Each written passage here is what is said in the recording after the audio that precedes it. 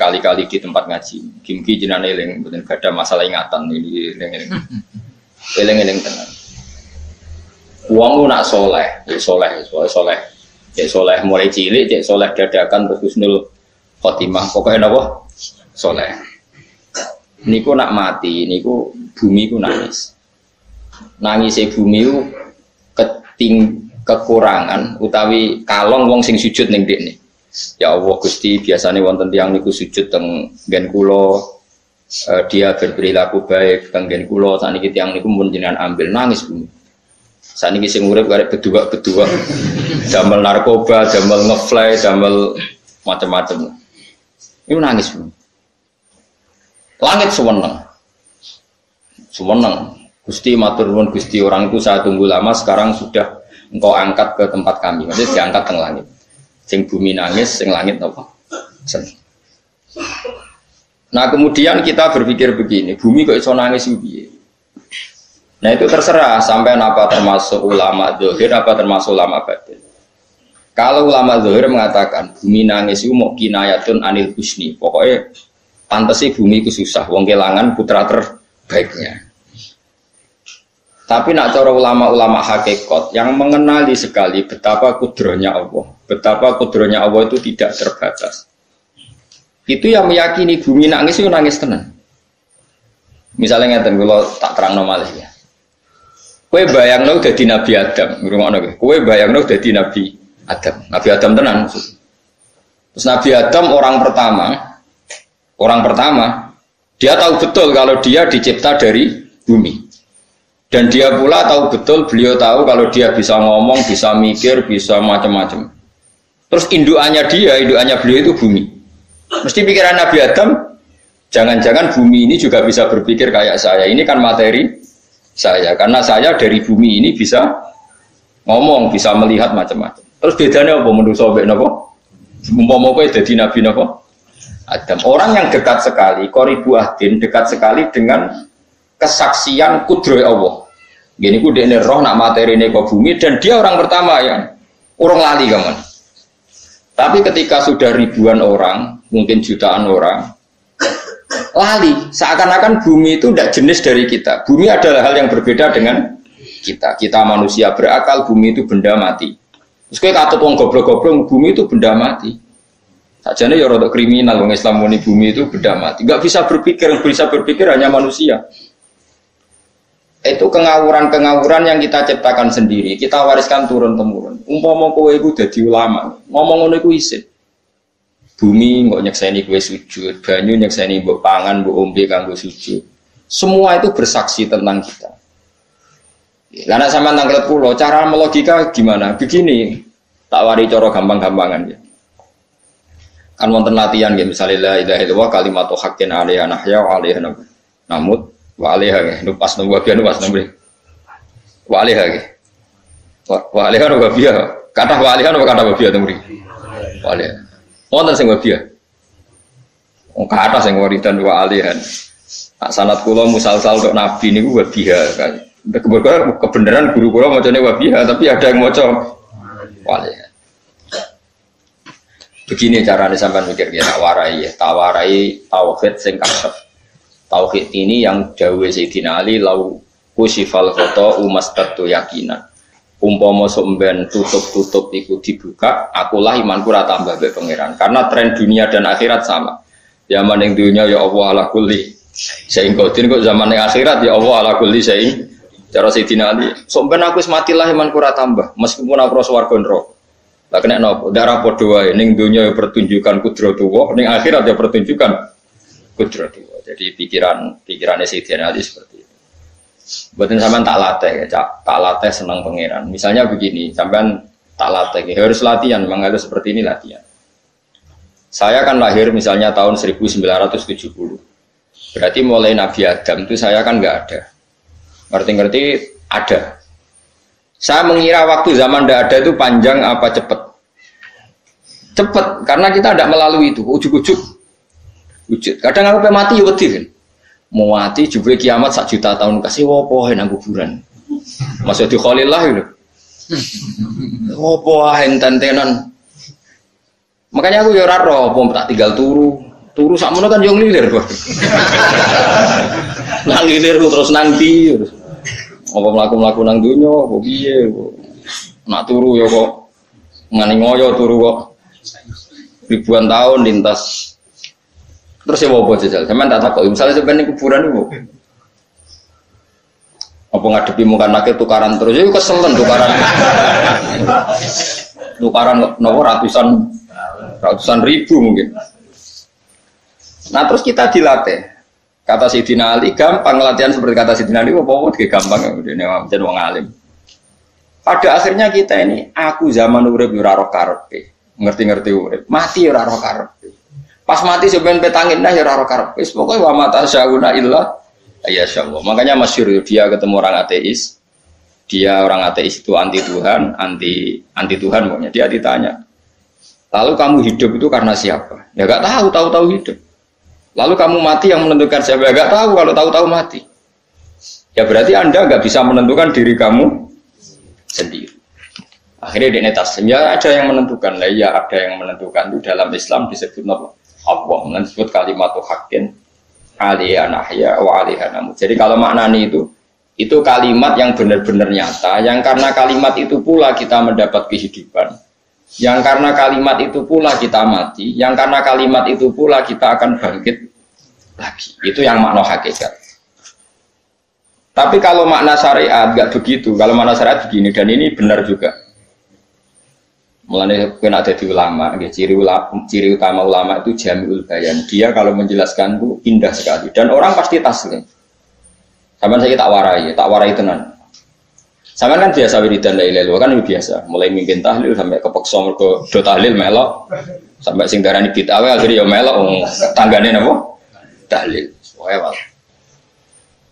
Kata Ibnul Qayyim Al-Jauziyah dalam kitab Zaidul Ma'ad. Kitab Zaidul Ma'ad itu kitab kesayangannya Sayyid Abdul Haddad. Sayyid Abdul Haddad itu pengagum kitab Zaidul Ma'ad. Padahal kitab ini dikarang oleh muridnya Ibnu Taimiyah. Abdul Haddad itu gak seneng Ibnu Taimiyah tapi seneng muridnya. Jadi di sini ulama ya demokratis. Gak seneng gurunya tapi seneng. Saja nih Ibnu Taimiyah itu orang baik. Ya ulama top ya baik, ya waras top. Tapi ngerti-ngerti Wahabi itu identik dengan Ibnu Taimiyah. Akhirnya ulama ahli sunnah penyebut itu terus izin. Mulane kiai-kiai ra ono sing dalil kok lek Ibnu Taimiyah mergo dicap. Padahal Ibnu Taimiyah wong anu. Di kitab-kitab kita termasuk Syekh Muhammad Piyambak nanya Ibnu Taimiyah qala Syekhul Islam no qala. Tapi kan ini sudah milik Wahabi sehingga kita ini terus akhirnya gak gelem nyebut. Jadi kitab koyo dalil fastabiqul khairat iki apa Pak iki dalil yo dhewe-dhewe. Wah parah tenan wong.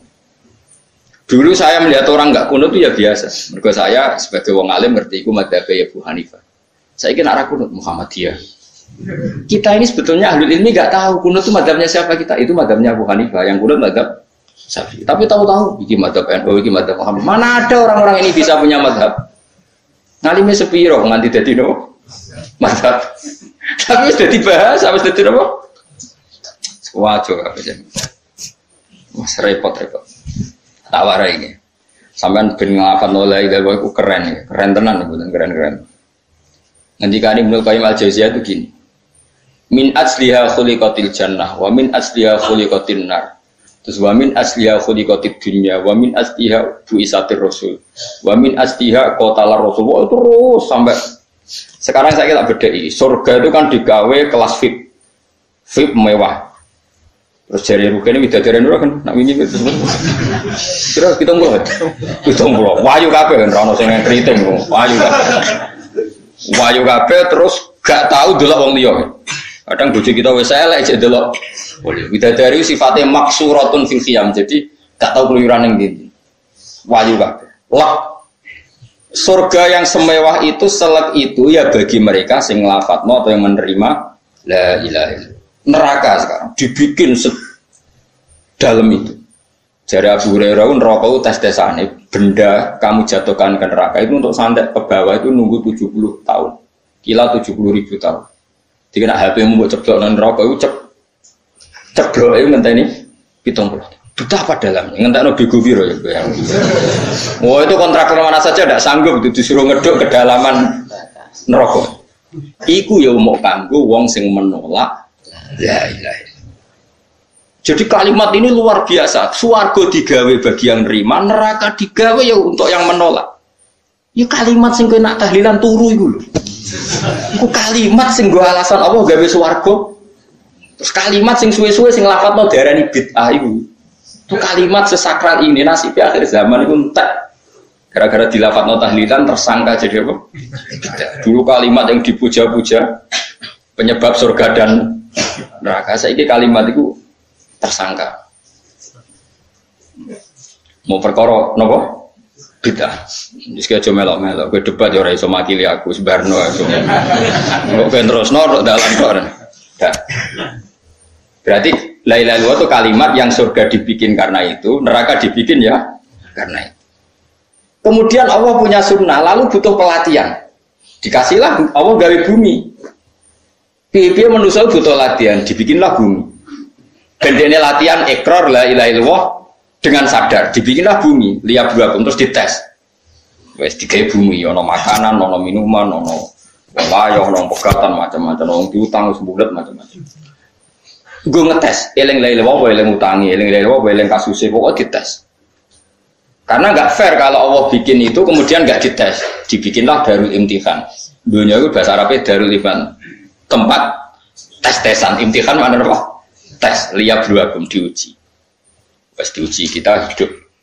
Artinya kita dihidupkannya pun oleh Allah demi tes-tesan. Dan itu disebut kalimat haqqin alaiha. Nah ya sebenarnya kita hidup pun ini untuk dites. Pada akhirnya la ilaha illallah apa enggak? Paham ya? Harus dites. Allah itu juga secara hukum itu kan nggak fair, dites kok nggak punya pemandu, dibikinlah rusul, diutuslah para rusul untuk pemandu. Tes itu kan butuh seru, pemandu tok rano musuhnya kan nggak seru, dibikinlah setan. Jadi sebagian kita sudah setan tapi ini ben seru. Lo ndak setan kan minal jinnati mana serumangsamu setan usofo, baik setan minal jinnati mana. Jadi kena muni auzubillahi minasyaitonir rajim terjemahannya berlindung Allah dari saya sendiri ya Allah itu. Itu kalau lama dulu biasa auzubillahi min syururi anfusina wa min sayyiati a'malina. Sebenarnya kita berlindung hanya dari setan yang jauh, iblis benda. Ya setan diri kamu sendiri, min syururi anfusina, dari kejelekan diri kita. Ngomongnya do ujug, ngomongnya setan tuh wah lu gaib sing piye. Lha kowe iku sapa? Nganti kowe maksiat terus mergo akrab klop, roh mbek setan klop. Mulai terus maksiat. Dah. Allah ngutus pemandu yang ngecul setan ben fair. Napa? Fair. Jadi semua darul ibtila ini juga demi kalimat. Makanya disebut kalimatu haqqin sing alaiha nahya. Kita hidup ya demi mendapatkan kalimat itu. Kita mati nanti ya demi kalimat itu, artinya mati ke neraka ya karena kalimat itu kita menolak atau mengabaikan. Masuk surga ya karena kalimat itu kita hormat, kita benar dalam memperlakukan kalimat itu. Jadi alaiha nahya wa alaiha nahya. Terus wa alaiha nub'as karuan, kalau kamu termasuk minal aminin ya nub'as minas solihin, kalau minal kafirin ya nub'as minad dzalimin. Tapi semua desain dunia ini hanya demi kalimat la ilaha illallah Muhammadur Rasulullah. Nah ini kan penting. Bagaimana mungkin kemudian kalimat sesakral ini, sehebat ini, kemudian ada orang tahlil kamu tidur. Kok iso? Kalau jangan kok iso lah undur. Misalnya kayak mangkal, kalau mangkal sing mimpin, wira barbar. Bagaimana mungkin kalimat yang menyelamatkan Anda, kemudian Anda anggap problem? Elek gak? Apalagi kamu anggap ini bid'ah. Nak cara kula oke lah. Ndongakno mayit itu gak ono tuntunan Nabi. Tahlilan gak ono tuntunan. Tapi wis muni tok kono tok. Artinya muni tok kono tok ora usah nyerang kalimah, enak kalimah tetap kalimah. Tapi soal kowe ora seneng sing tahlil, ketiga profesi lah itu wonge wae gedingnya jogeman. Ya saya misalnya, saya kadang enggak cocok sama mubalik karena kadang profesi. Tapi saya tidak pernah anti pengajian bagaimana itu membawa syiar Islam. Tapi kalau mubalik kadang ora seneng, kadang takon untuk piro. Bareng sangone sithik, kok sumbut transportasi ini. Lah wong ngono kok seneng iku piye? Tapi kayak terus gedeng keliru, gue sih gawa siar Islam. Mana ada pengajian didengar orang banyak tanpa mubalik? Gak iso. Ini iso melepukno barang-barang ra penting jadi penting iso. Nah cara guruku teng sarang, yang apa melepuk nganggo panggung barang karena. Tapi kadang ya benar. Yang namanya mudin mubalek ya itu bisa benar bisa salah, tapi kamu nggak boleh gedeng kalimatnya. Ini kalimat itu kalimat hak. Nah, ini penting kalau utarakan. Sehingga zaman Nabi Sugeng ini rungokno tenan ngaji dulu. Zaman Nabi Sugeng itu ada sahabat namanya itu Usamah bin Zaid. Ini sahabat kesayangannya Nabi, hibbu Rasulillah. Sama itu diutus Nabi perang. Ini dengerin, diutus perang. Pas perang itu si kafir tadi mengenggal temannya. Ada yang tangannya putus, kakinya putus. Wah, seorang kafir ini sudah luar biasa. Bacok sana, bacok sini. Ketika terdesak oleh pasukan Usamah, kebetulan Usamah ini cakap ya, sama beberapa temannya orang Ansor. Orang kafir yang sudah kotoa arjulana wa kotoa aidiana, dia pas terdesak bilang la ilaha illallah. Terus sama Usamah tetap ditusuk, dibunuh karena dia berpikir ini qolaha mutawid dan dia melafadzkan kalimat itu hanya berlindung dari pembunuh. Setelah dilaporkan Nabi itu marah besar. Nabi ngendikan kaifa anta ya Usamah bila ilaha illallah idza ja'at bika yaumal qiyamah. Kowe nak ditakoki la ilaha illallah ku piye? Piye wis ngomong la ilaha illallah, tapi sampai ngomong ngoten sausé ngetoki tangan kula, maksudnya tangan kula tangan kelompok saya, kaki saya. Nabi tetap jawab kaifa bila ilaha illallah idza ja'at bika yaumal qiyamah. Oh, Nabi menyoal. Sampai menjadi fatwa ijma'nya fuqaha, siapapun yang melafatkan la ilaha illallah harus kita terima meskipun qolaha muta'awidzan, meskipun saat melakukan hanya cara zahir berlindung dari kematian. Sehingga kita terima. Orang kafir yang 80 tahun kafir melafatkan la ilaha illallah 1 menit menjadi mukmin. Sampai ada ayat kulil ladzina kafaru iyantahu yufar lahum ma qad. Ini kalimat yang sakral, bahkan kafir yang 80 tahun saja menjadi mukmin hanya karena melafatkan la ilaha. Mulanya yang ngaji saya, yang senang saya, jangan pernah kamu mengatakan ada bid'ah yang orang bisa jadi kafir. Bagaimana mungkin orang mukmin yang ke kuburan dan melafatkan la ilaha illallah kamu katakan kafir? Padahal kalimat ini yang kafir 80 tahun saja menjadi mukmin. Saiki ana wong nglafadzno la ilaha illallah mergo salah tempat pinggir patok mbok arani kafir. Kok aneh. Musim kafir 80 tahun dadi mukmin iki gara-gara ngafalno la ilaha illallah dadi kafir. Mergo mau salah kali, salah tempat. Ning pinggir apa? Patok. Boyo ora cocok mending nganggur, wong sering ziarah nganggur. Nyatane ya tenan. Cara dene pegawai negeri ora sering ziarah. Nah iku tapi ora usah muni kafir, muni kafir gak mungkin lah. Coba kalimat ini itu orang kafir yang 80 tahun menjadi apa coba dengan melafadzkan kalimat ini? Mukmin kan? Berarti kalimat ini adalah kalimat penghilang kekafiran. Lalu karena dilafadzkan secara salah dianggap kafir. Hanya karena bid'ah itu tidak mungkin. Makanya sebetulnya Wahabi yang alim-alim itu tidak berpendapat demikian. Saya punya beberapa referensi Wahabi yang alim itu tidak pernah mengkafir-kafirkan orang karena perdebatannya seperti itu. Misalnya ini wis kuwaja. Sebenarnya kalau orang alim itu ya mirip-mirip, entah Wahabi entah tidak mirip-mirip. Karena kalimat tadi. Wahabi itu kitab terbesarnya itu Ibnu Taimiyah. Ibnu Taimiyah itu punya murid Ibnu Qayyim Al-Jauziyah. Sampai sekarang saya lihat di fatwanya Ibnu Taimiyah itu begitu hormat sama orang-orang kita ini sama. Tapi tahu-tahu lewat penyaduran sana sini itu menjadi kacau. Jadi kalau balik ini malah ya sampai nak kepengen dua nikmat batinah seperti tadi yang saya utarakan. Swarga dicipta sedemikian mewah ya demi yang menerima la ilaha illallah. Terus neraka dibikin se ekstrim itu juga bagi yang nolak. Kemudian dibikin darul pelatihan yaitu dunia ya karena kalimat berarti kalimat ini luar biasa. Wa biha qamatis samawati wal ardu. Kalimat ini pulang menjadikan langit bumi berdiri. Lalu sekarang kita bisa ngomong, bisa berpikir, bisa gadekno BPKB macam-macam. Itu karena kita sendiri apa karena kudratullah? Saya tanya. Karena kudratullah. Kalau karena kudratullah, apa susahnya Allah bikin kemampuan tanah ini nangis, tanah ini susah.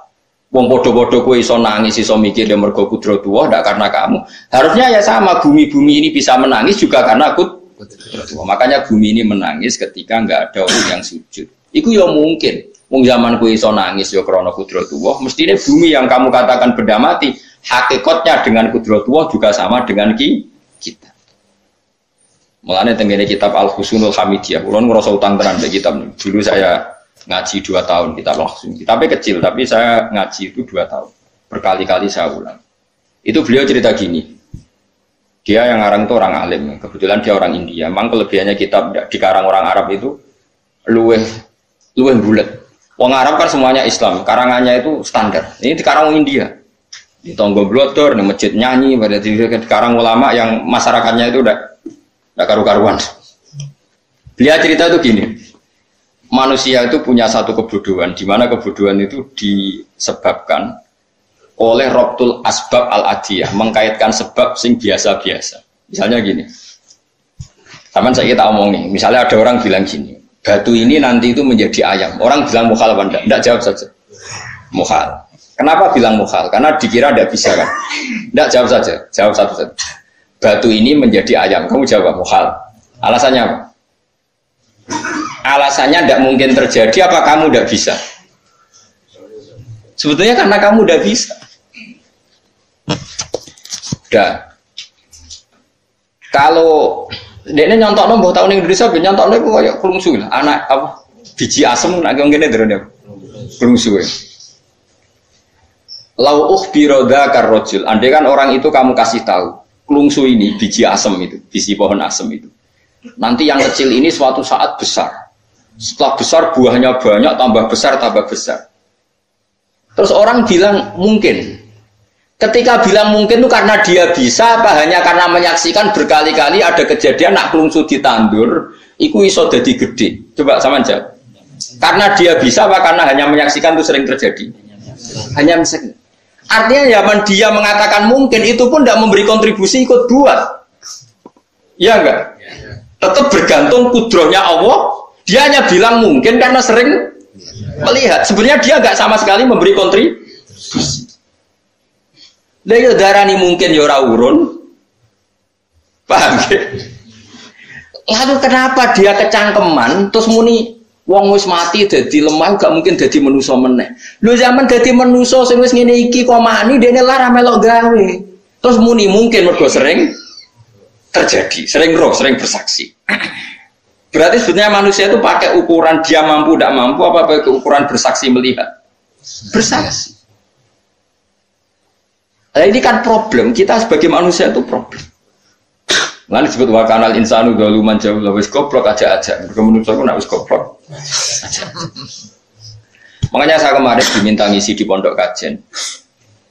Kalau sampean berdebat sama orang ateis atau orang komunis itu gampang saja.